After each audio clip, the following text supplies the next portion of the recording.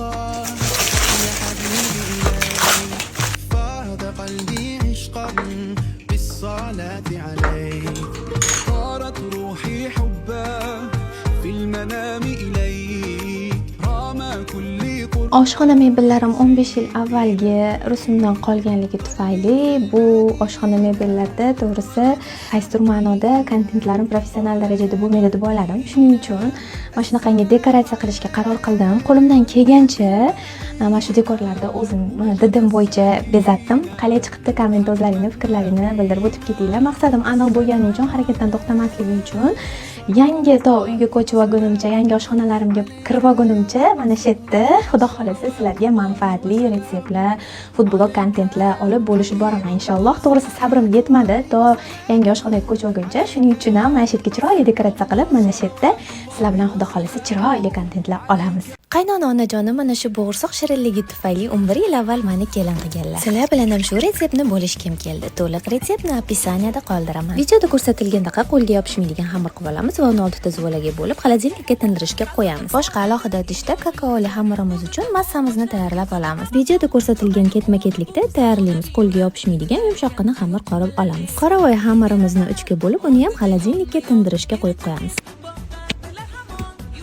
Xuddi videoda ko'rsatilgandek ketma-ketlikda xamirni yoyib, kesib olamiz. Qo'limdan kelgancha videoda kesilishini va tugilishini ko'rsatdim. Albatta tayyorlab ko'ringlar, mehmon kutishga va yeyishga shunaqangi mazza narsa bo'ladi. Qaynona onajonim ham aynan mana shu bo'g'irsoq uchun meni yaxshi ko'rib kelin qilganlar. Shu joyda bir maqtanib o'tib ketay dedim. Tillarang qilib qovurib, asal aralashtirib, idishlarga chiroyli qilib solib qo'ysalaring bo'ladi. Bundan ham qiziq retseptlarni o'tkazib olmaslik uchun sahifamga obuna bo'ling va yurakchani qizartirib bosib ham qo'yish esingizdan chiqmasin. Kelishingizga nima ovqat qilib bering o'g'lim?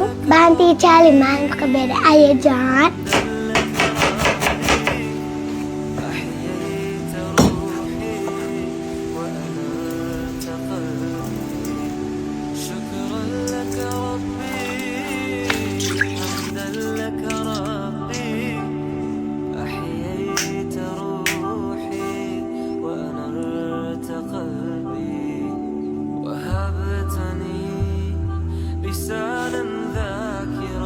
Kartoshkani o'zidan tayyorlanadigan, uyda hech nima qolmaganda asqotadigan retsept bilan bo'lishamiz. Kartoshkani chorkadan chiqarib suvini siqib olamiz va unga sut, tuxum, shakar, un solib yaxshilab aralashtiramiz. Bu retsept grammlar talab qilmaydi, chamalib solaverasiz. Qizib turgan tovaga yog' solib, massamizni xuddi quymoqdagi shaklda solib, ikki tomonini tillarang qilib qizartirib olamiz. Men nachivkasiga golubikalik murabbodan foydalandim. Sizlar xohlagan nachinkalaringni tabga qarab solsalaring bo'ladi. Bu quymog'imiz juda ham xushdan bo'lib, bolajonlarimizga juda ham yoqadi.